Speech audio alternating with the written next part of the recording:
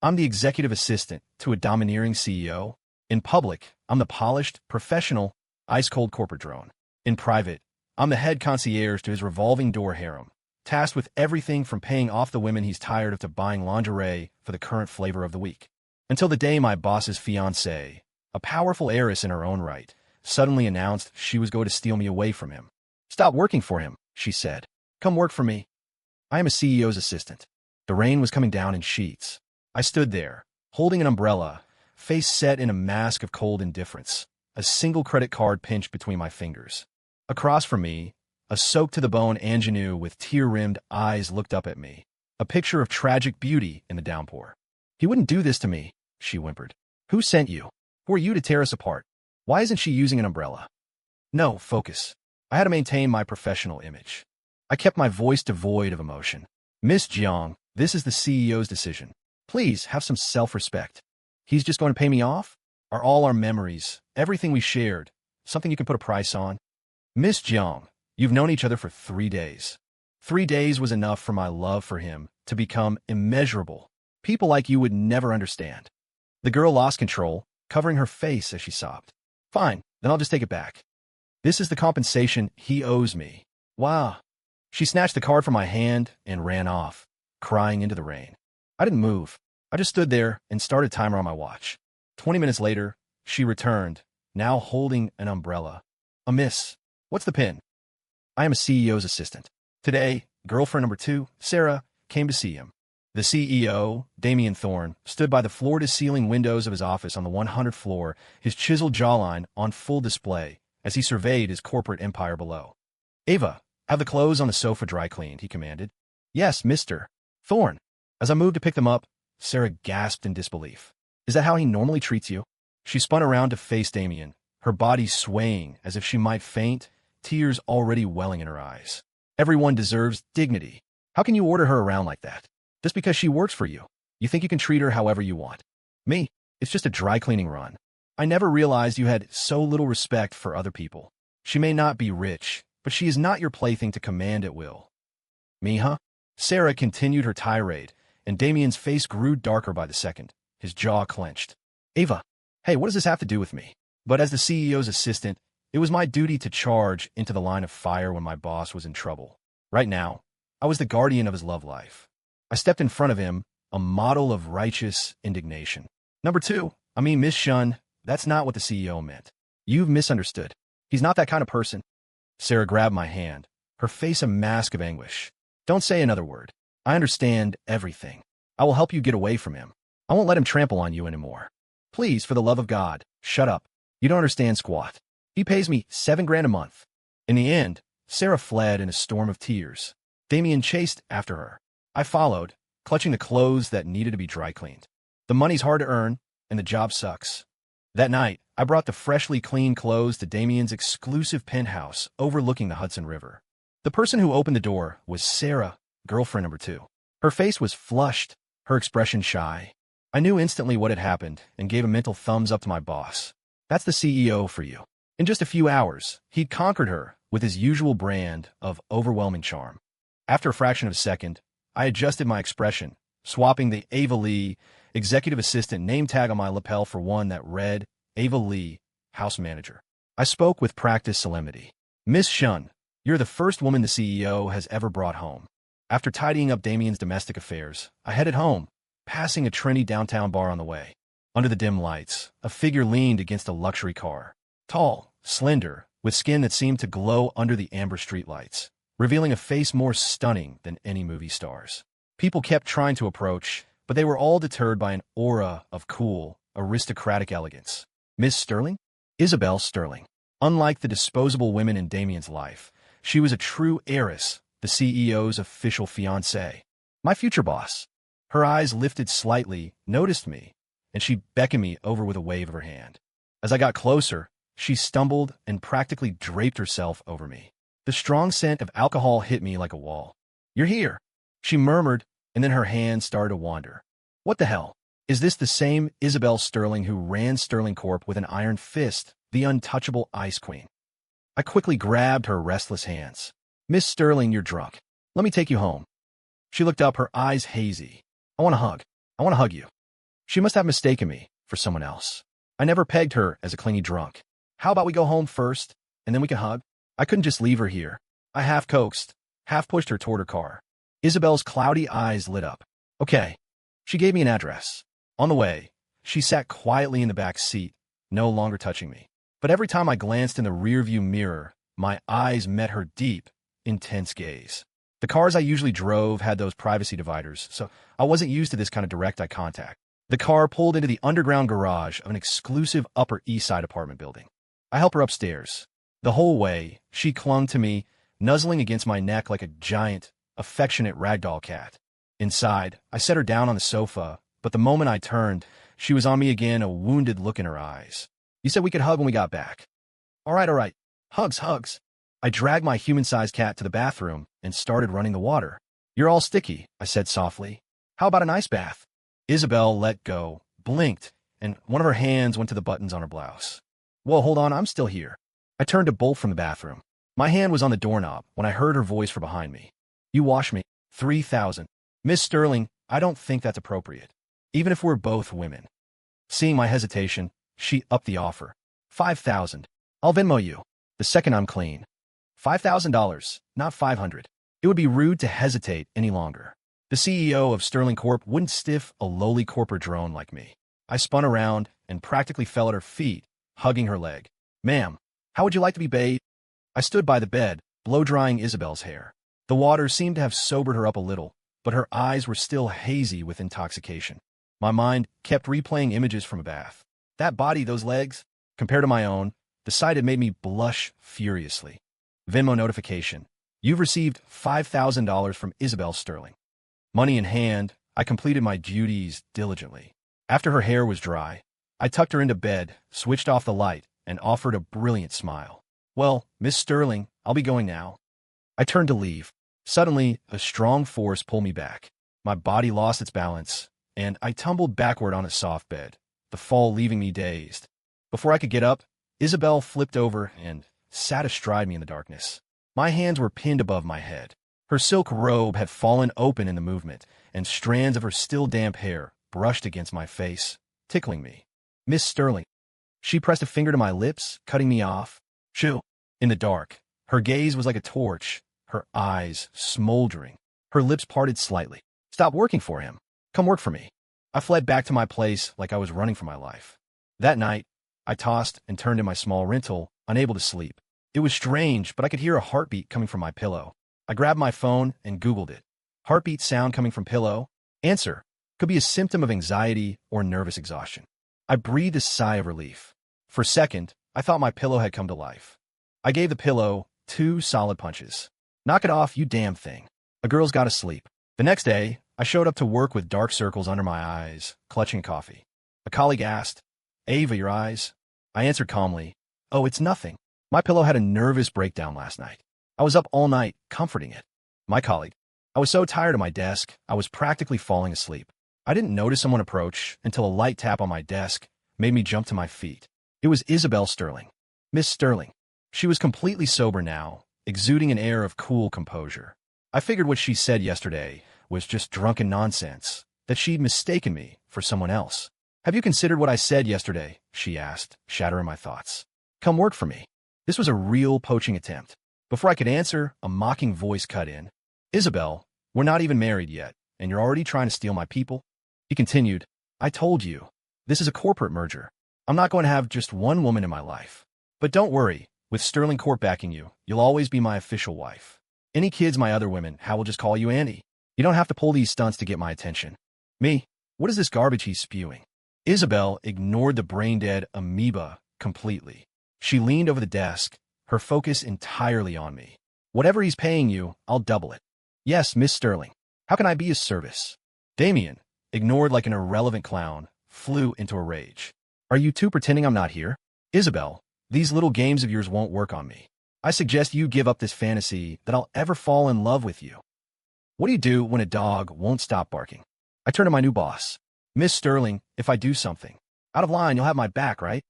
Isabel paused for a second, then nodded. That was all I needed. Time to impress the new boss. God, I was so done with this job, playing the head eunuch in his personal harem. Whoever wants this gig can have it.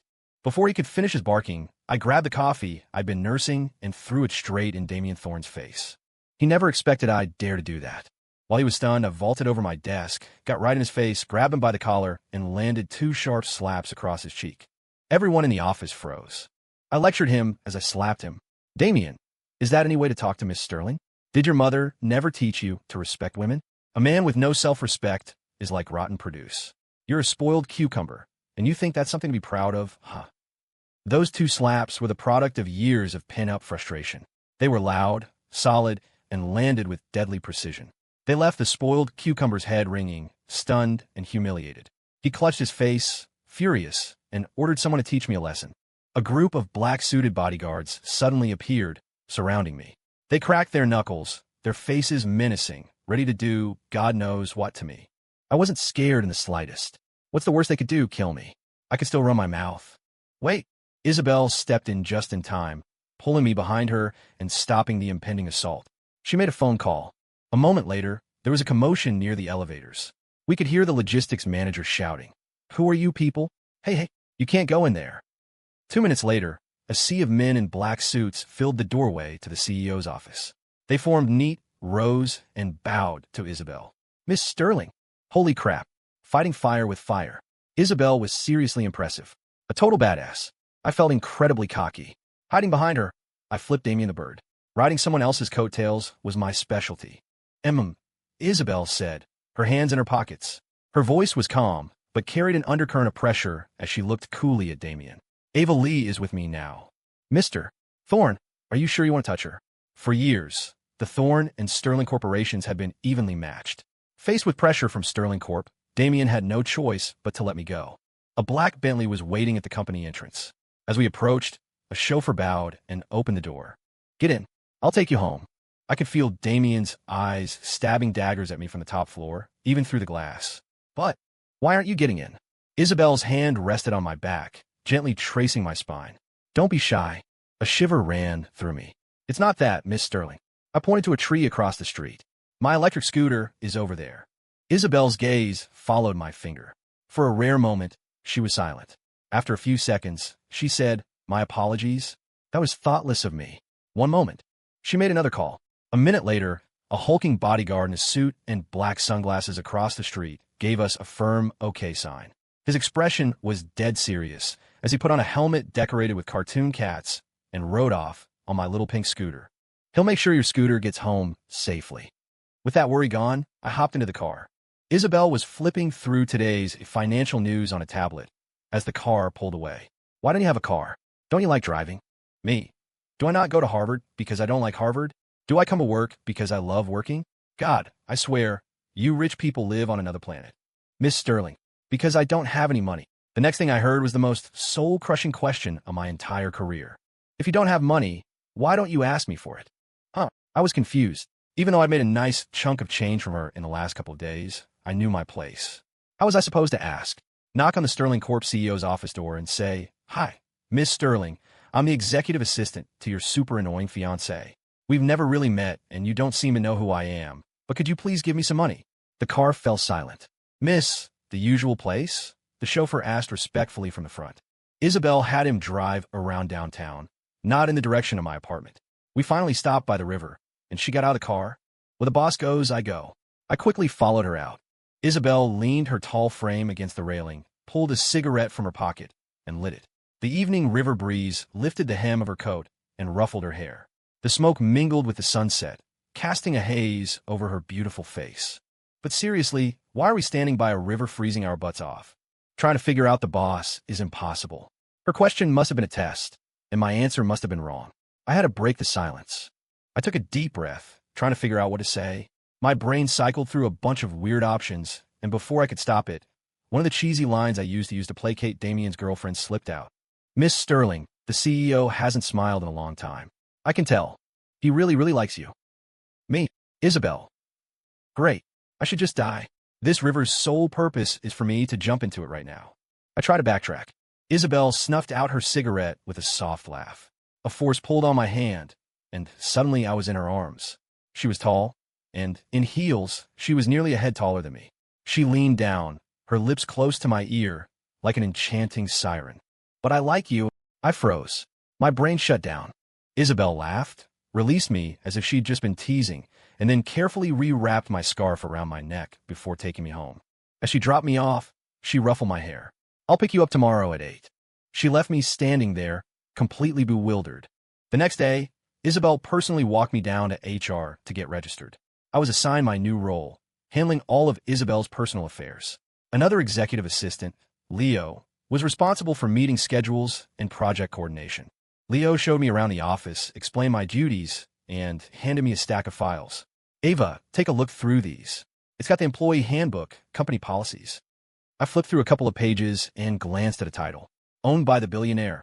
Wow, kid. Ambitious. Leo saw my weird, knowing smile and realized his mistake. When he saw the title, his face turned the color of a boiled lobster, and he snatched the book out of my hands. Sorry, wrong one. I acted understanding. It's fine.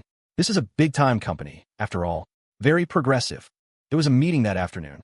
In the conference room, Leo clutched his stomach, said he couldn't hold it, and asked me to cover for him. Watching his frantic retreat, I shook my head. So young and already no bladder control. It's only going to get worse. People started filing in for the meeting. Isabel sat at the head of the circular table, the C-suite spot. She was the youngest person in the room, but she radiated an innate authority. I was rummaging everywhere, but I couldn't find one specific file. The dozen messages I'd sent to Leo had vanished into a black hole. Great. He must have actually died on the toilet. Just as I was about to go ask someone else if they knew where the file was, a series of gasps erupted behind me. Whoa, holy shit. Someone get a picture of this. The sound of camera shutters clicking followed. What the hell is worth documenting? I looked up. Isabel had, for some reason, mirrored her phone screen to the main display. The nickname of her pinned contact was enough to send anyone's imagination into overdrive. My dearest. Haha, what a coincidence. The profile picture for Isabel's my dearest looks exactly like mine. Wait, it is mine. Me. A red notification down in the top left corner of the icon showed a new message. Hey, Gremlin Ogre, if you don't tell me where that file is, I'm going to crawl into your DMs and haunt you forever. I turned to stone. I shattered into a million pieces. Isn't that the insane message I just sent to Leo? Why is it on Isabel's phone? I checked my phone, and no, I sent it to the wrong person. My phone was blowing up with notifications from the work Slack channel I had just been added to. Breaking gossip. The big boss is dating someone. OMG, I'm here for IT. Who is it? See Exhibit A. Video. Image. Holy crap, there's a video too? Oh, it's so cute I'm dying. Who is it? I've never seen that avatar before. Someone find them. A long thread of +1s followed. I know who it is. A second later, @Leo mentioned you and gave you a pat on the back. Leo, you bastard, where have you been? I slowly typed holy shit, the main character has appeared. Everyone, to the DMs. Wait for me. I'm in. Leo, weren't you taking a dump? I'm clenching. I put my phone down. I couldn't believe that a vague sense of impending doom and a potent wave of homicidal rage could coexist inside one cheerful, optimistic young woman. Everyone in the conference room was looking at me like I was the main course of the juiciest gossip feast of the year. So it's her.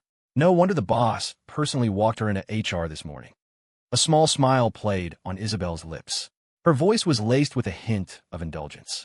Ava, the file is in the second drawer of the cabinet. That gentle, indulgent tone. Too many things have happened lately that my poor brain can't process. I didn't dare to think about it. I found a file and fled the conference room as fast as I could. Some people look alive, but on the inside, they've been dead for a while. As the door closed, I heard Isabel's voice return to its usual cool command. Let's begin the meeting. I spent the rest of the afternoon under the strange, speculative gazes of my colleagues. Finally, it was quitting time. The company entrance. Familiar car, familiar person. Get in, I'll take you home. I swallowed hard. Here we go again. I wasn't sure I could handle this. And what's more, the moment Isabel spoke, I could feel every eye in the vicinity snap to me. Camera shutters were clicking. Some creep was actually taking pictures. I rushed to stop her from opening the car door. Haha, Miss Sterling, I couldn't possibly trouble you. I can get home by myself. Isabel paused, looking puzzled. You're not afraid that Thorn Guy will give you trouble? I was. Thank you, Miss Sterling. Getting in, buckling up, and expressing my gratitude was a single, fluid motion. When we got to my place, I said goodbye to Isabel, and she replied with the now familiar, I'll pick you up tomorrow at 8, before driving off, leaving me, once again, bewildered. The next morning, I answer my phone in a daze. Hello. The voice on the other end was as crisp and cool as meltwater from a mountain peak. Ava, it's 8 o'clock. I'm downstairs. Downstairs? Who's downstairs? I shot up in bed. Oh God, my downstairs. Crap, I forgot. Ava, don't tell me you just woke up. Her voice was tinged with amusement. Of course not, Miss Sterling. I'm just putting on my shoes. I'll be right down. I scrambled, pulling on clothes with one hand and shoes with the other, practically tumbling down the stairs. The moment I got outside, Isabel naturally took my hand and led me to the car. Once inside, she pressed a warm paper bag into my hands. I passed a bagel shop and saw they had your favorite. This was getting to be a little much.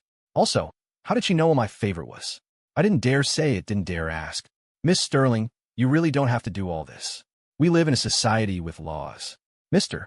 Thorne can't actually do anything to me. You think I'm being nice to you because of Damien Thorne? Is that not it? Her gaze was intense. You don't understand what I mean? Understand what? Suddenly, it dawned on me. The reason Isabel was being so nice to me, that I like you, the rides to and from work. It had to be to cultivate a capable and loyal subordinate. When the boss is happy, the employees are motivated.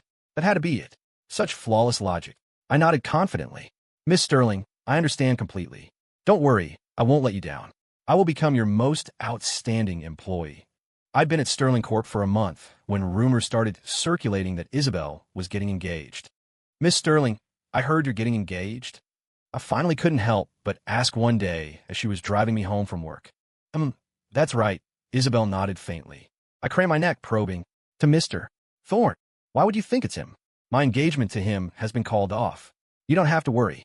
Okay, Miss Sterling. Whatever the boss decides is fine by me. If not that Thorne guy, then who could it be?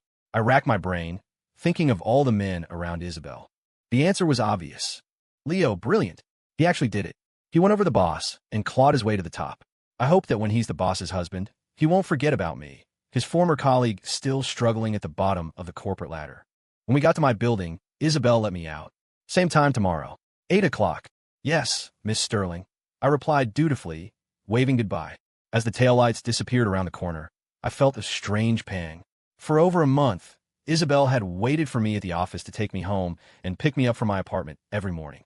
Hearing she was getting engaged, a weird feeling ballooned in my chest, something I couldn't quite name. I thought about it, and thought some more. I got it. It must be because I saw that schmuck Leo escape the drudgery of the working class, latching onto a golden ticket like Isabel and soaring to new heights. That's why I'm annoyed. Conclusion. Jealousy has made me hideous. I'm a terrible person. The next day, when Isabel came to pick me up, I was feeling awkward, thinking about her and Leo. After getting in the car, I fumbled for an excuse. Miss Sterling, I've already decided to dedicate my life to working for you. You don't have to pick me up and drop me off every day. It's a hassle, really, and I doubt Mr. Thorne is going to keep holding a grudge against a nobody like me. Isabel thought for a couple of seconds, then nodded in agreement. It is a hassle. I nodded vigorously. So starting tomorrow, you don't have to trouble yourself. So you should just move in with me. I froze. What? Isabel's long, slender fingers tapped lightly on the steering wheel. She repeated patiently. I said, you should move in with me. Then it won't be a hassle. This conversation was not going in the direction I expected. Miss Sterling, I don't think that's necessary. Then it's settled. Don't go to work today. Pack your things. A moving company will be at your building in an hour. Or don't pack if you want. I'll take you shopping for new things this weekend. At 7 that evening, I sat hugging my knees in the middle of Isabel's 5,000-square-foot downtown penthouse, completely silent. What happened today again? Oh, right. I moved into Isabel's place. Wherever she found that moving company, their efficiency was terrifying. They had me and all my stuff kicked out of my old place and deposited in her penthouse by the afternoon. I'd been here once before in a rush and hadn't gotten a good look. This time I took in the decor. Every detail screamed understated luxury. Click. The sound of a smart lock disengaging. I looked up. Isabel was home. It was cold outside, and a faint chill still clung to her. My brain kicked into high gear. I've been a useless bum all day, not working. Shouldn't I be providing some value to my boss? What should I do right now? I started thinking like a dutiful wife waiting for her hard-working husband to come home from a long day at the office. A glass of warm water? Damn it. I don't know how to work the water dispenser. I can't just do nothing. I stood up. I walked toward Isabel with light, quick steps. My left foot caught on my right foot. I closed my eyes in resignation. Great. Hopefully, I'll just die on impact. The searing pain I expected never came. A pair of hands caught me, bringing with them a fragrant scent. Careful. I was in Isabel's arms. I tried to right myself, but she held me fast, pressing my head into the crook of her shoulder and wrapping her arms around my waist. Her voice was laced with exhaustion. Ava, it's so cold out. You're so warm. My pupils dilated. I could only stand there, frozen. Why isn't the heat on? Make yourself at home here. You don't have to be so formal. I actually tried to turn it on, but I couldn't figure it out. Silence. I'll show you. Isabel held me close, her hands guiding mine as she taught me, her voice a low murmur in my ear, explaining the functions and uses of all the smart home features. And then I discovered a serious problem. The last time I was here, I'd passed by the guest room and seen a bed inside. Where's the bed? There was only one bed in this entire apartment now. Isabel, now in a silk robe, leaned against the bedroom doorframe, a playful smile on her face. We could just squeeze in together? Miss Sterling, can I sleep on the sofa? And then I watched as Isabel walked into the kitchen, got a glass of water, and sat down on the sofa. Oh, I'm so sorry, Ava. I just accidentally spilled my water. She held up an empty glass with an innocent expression. A large dark patch soaked more than half of the sofa. Me? I can sleep on the floor. The cleaning lady sent all the extra blankets to the dry cleaners yesterday. There's only one left now, the one on my bed. I surrendered. Why was Isabel's room so cold? I curled up in a ball on my side of the bed, shivering. I watched to see if she was asleep, then carefully inched closer to her side. I swore I wouldn't touch her. I just wanted to borrow a tiny bit of warmth. The next morning, in a hazy, half-asleep state, I felt my face buried in something soft and fragrant. It was comfortable. I instinctively snuggled deeper. Wait, something's not right. I opened my eyes and saw a field of white. Sometime during the night, I had rolled right into Isabel's arms. I now had both arms wrapped around her waist, my face buried in her chest. Her arm was looped under my neck, cradling my head. It was the most intimate position possible. I was clinging to her like a limpet. I was baffled. I thought I was a pretty still sleeper. Or was I actually this forward? I tried to pull away, but a hand gently pressed my head back down into that soft warmth. Isabel's sleepy, husky voice murmured from above. Babe, it's still early. Go back to sleep. A hand patted my back gently, like she was soothing a child. As it turns out, the human brain has zero critical thinking skills first thing in the morning. Soothed by Isabel, I actually drifted back to sleep. After my second round of sleep, I finally woke up properly, horrified by my actions.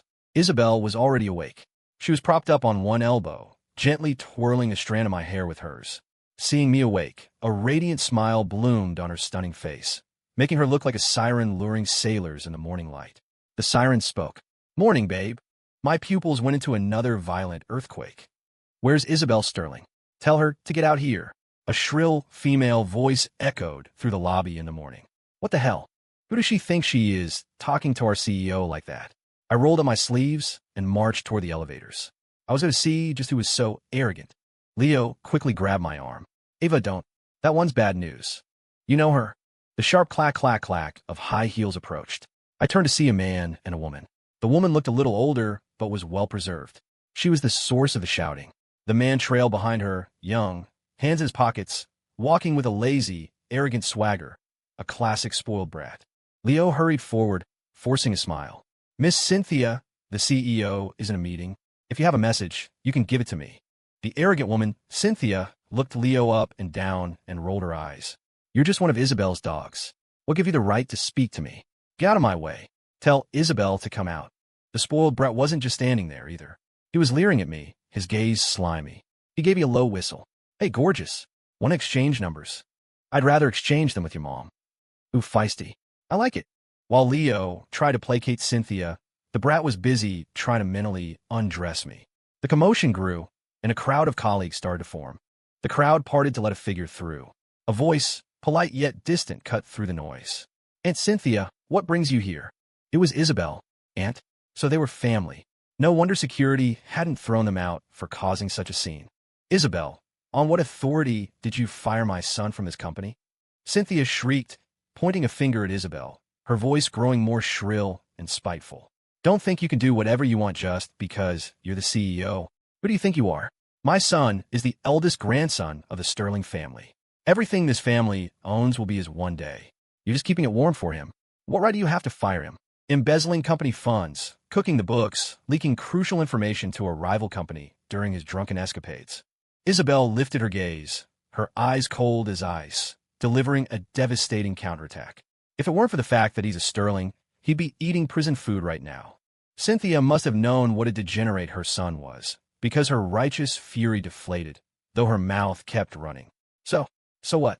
It's all going to be his anyway. Besides, Isabel, you're just an illegitimate daughter. That's it. I couldn't take it anymore.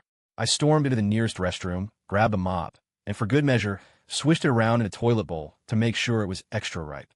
I charged back to the scene, mop in hand, did a running start, and swung the dripping mop right into Cynthia's face. I jabbed it at her relentlessly, aiming for her mouth. You've got a mouth. Why don't you learn how to use it properly? What did you have for breakfast, crap? Your mouth is so filthy. Let me give it a good scrubbing for you. They never expected someone would dare to attack them in their own family's company. They hadn't even brought bodyguards today. Cynthia screamed, and the more she screamed, the more filthy mop water she swallowed. Seeing his mother losing, her son, the brat, tried to jump into the fray to avenge her. As he lunged at me, I swept his legs out from under him, sending him crashing to the floor. Then I repeated the face-jabbing, mouth-poking routine. What's the rush? It's your turn now. You were that thirsty? Couldn't wait to get a drink? And those eyes of yours, always looking at filthy things. Don't worry, I'll wash those out for you too, free of charge. Pathetic. An old shrew and a pampered chicken. I could take them both down with my pinky finger. The surrounding colleagues were stunned by my actions. But I wasn't done. I couldn't leave this trash polluting the company. I leaned on the mop with one hand and hauled the two dazed idiots to their feet with the other. Stand up straight. They tried to resist. We're Sterlings. You're what? I threatened them by raising the mop, and the memory of the terror I just inflicted on them made their faces go pale. They snapped to attention. You two are taking the stairs. If I don't see you in a lobby in 5 minutes. I brandished the mop menacingly. This thing doesn't have eyes. They were covered in dirty water. It wouldn't do to get the elevators filthy. 5 minutes later, they were shivering in the lobby. I nodded in satisfaction. Nobody was going to escort them out? Fine, I'll do it. And with one swift kick for each of them, I booted them out the front door. From that day on, my legend was born. They call me the Mop Avenger. After work, Isabel took me back to the riverbank from that first night. The wind was strong and cold. I blew on my hands, rubbing them together to stay warm. Someone came up from behind and wrapped their arms around me. It was warm. They were so close, I felt like I could hear both our heartbeats. Isabel's voice came from above my head, tinged with a faint sadness. The current Mrs. Sterling isn't my biological mother. My mother. She's here. I scattered her ashes in this river myself. The woman today was my aunt. And she was right. I am just an illegitimate daughter who doesn't belong. Does that bother you? In my mind, Isabel had always been the epitome of strength. I had never seen her like this, laying her soul bare before me. I turned in her arms and hugged her back, shaking my head. Isabel froze for a moment, then gently stroked my hair. I heard my own voice, very quiet. My name is Ava. It's a common name, but my parents, they didn't want a girl. They had hoped I wouldn't make it. The family didn't have enough money to raise an unwanted daughter. Isabel's arms tightened around me. Have you ever thought about changing your name? It was true. No matter how many times you revisit a painful memory, it still hurts. My voice was thick with emotion. I thought about it. But all my student loans, scholarships, bank accounts, they're all under Ava Lee. It would be too much of a hassle to change it. Besides, it's just a name. I didn't die like they hoped. I survived. When I grew up, they were suddenly so nice to me. I just turned 18, and I was so stupid. That little bit of affection went straight to my head, and I foolishly co-signed a loan for them. After I signed, they took the money and disappeared. Ava, Isabel said softly, patting my back. You have me now. I wanted to cry. Wait, I just remembered something. Hugging Isabel like this felt like I was cheating on Leo. Some things needed to be cleared up. I pushed myself up slightly from her embrace. Isabel looked at me, puzzled. I met her gaze. Miss Sterling, I can see you two are a good match. How about this? Don't marry Leo. Marry me instead. Wait, where did you hear that from? I've been kidnapped. Dear God, I swear I will never take a shortcut through that back alley to fight elementary school kids for snacks again. The hood was pulled off my head. I was tied up and thrown in a basement. The spoiled brat from the other day, Chad, was squatting in front of me, pinching my face hard, a lewd grin on his face. Behind him stood several other men, each looking creepier than the last. Well, bitch. Got you now, didn't I? You weren't so tough the other day, were you? I tried to speak, but he was squeezing my cheeks so hard I couldn't open my mouth. I can't touch Isabel, but I can sure as hell touch you. Someone shut her up. They found a filthy old rag from God knows where and stuffed in my mouth. Me, are you kidding me? You can kill me, but you can't humiliate me like this. You're the sterling heir, for God's sake. Have some class when you kidnap someone. They exchanged a smirk, then started unbuckling their belts as they closed in on me. Me. MMPH hashtag. Just then, the door burst open. A group of police officers rushed in. NYPD. We received a report of a kidnapping in progress. Their eyes widened in shock. The depravity of this city. To think someone would be so brazen. Chad and his friends were forced to the ground with knees in their backs. The rag was pulled from my mouth. I was just about to say, I have a GPS tracker on me. Chad shot me a look of pure, unadulterated, why the hell didn't you say so earlier shock as he was dragged away by the police. As the ropes came off, I fell into a trembling, relieved embrace. I'm sorry. I'm here now. I'm Fiancée. I leaned against the wall, the taste of that rag still lingering in my mouth, and started retching. It's just that rag. Black, can I have some water? Blake. I felt like I was going to throw up my own intestines. After I'd attacked him and his mother with the mop, Isabel had worried they would retaliate when she wasn't around. Ava, there's a tracker in this earring. Wear it, and try not to be too far from my side for a while. I'd touched the earring and agreed. I never thought my own gluttony would be my downfall. A bodyguard returned with a bottle of water and handed it to me. Isabel rubbed my back, her voice full of concern. Feeling better? Sorry, Blek. I think I might need another minute. After this incident, Isabel showed them no more mercy. I went with her to the Sterling family estate, where she threw down the evidence of Chad's embezzlement, fraud, and corporate espionage. The Sterling patriarch was so furious he could only pound his cane on the floor, declaring that no one in the family was to lift a finger to bail him out. Cynthia wailed and screamed that Isabel was slandering her precious son, but with the evidence right there, no one dared to help her. By the way, there's one more thing, Isabel said. She lifted our intertwined hands. I'm getting married.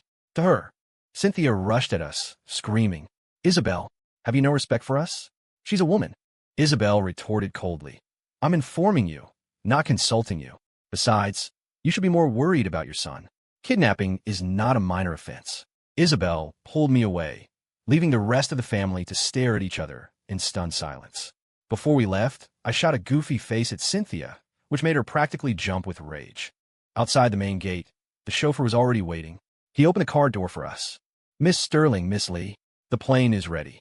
Isabel nodded. Plane, to go abroad and get our marriage license.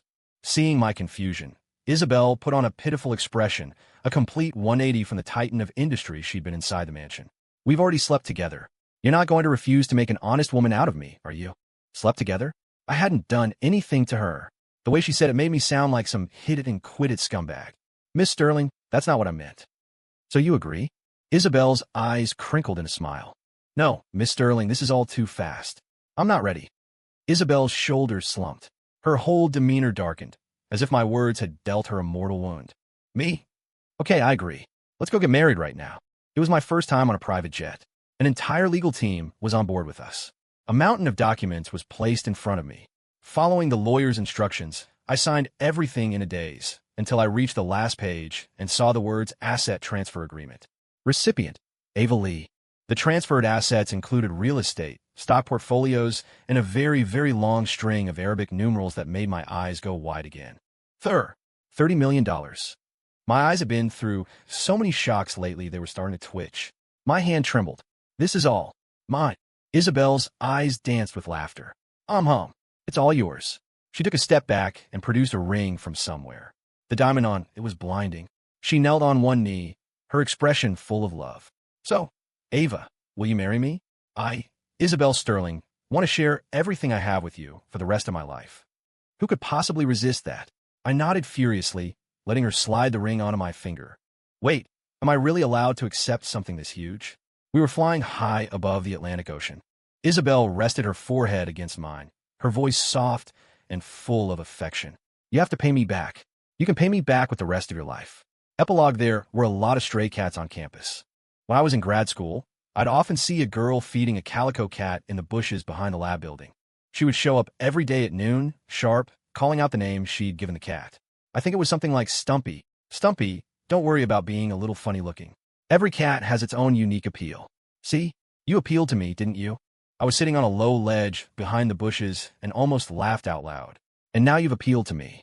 My studies, the Sterling family, they were like mountains pressing down on me, suffocating me. I was desperately searching for a spark of life in my day-to-day existence. And now I'd found it.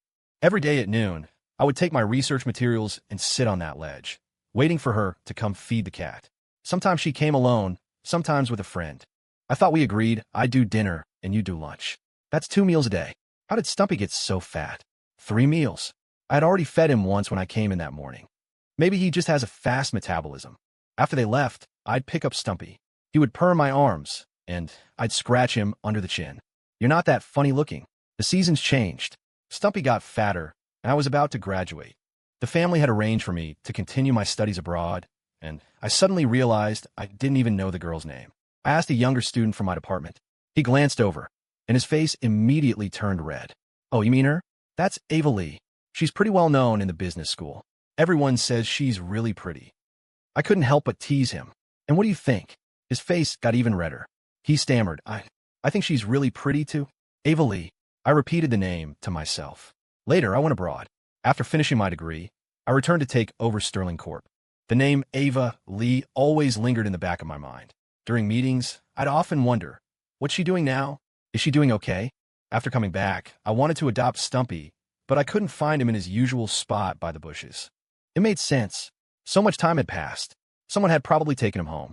Then, at the ridiculous engagement dinner between the Thorne and Sterling families, I saw her. A familiar figure, standing behind Damien Thorne. I realized she was still alone. Ava Lee. She had crashed back into my life. She was a little far away, but that was okay. I would close the distance between us. That night, I was just passing by the bar. I hadn't been drinking. Someone had accidentally spilled a drink on me. The high-proof alcohol soaked into my clothes, making me reek of it. I was leaning against my car, waiting for the smell to fade before I went home. I glanced to the side and saw a figure a few feet away, watching me furtively. I don't know why, but my body reacted before my mind, and an idea sparked. I beckoned her over. When I had her in my arms, I couldn't help but smile to myself. A woman who's a little bit drunk can make you cry real tears.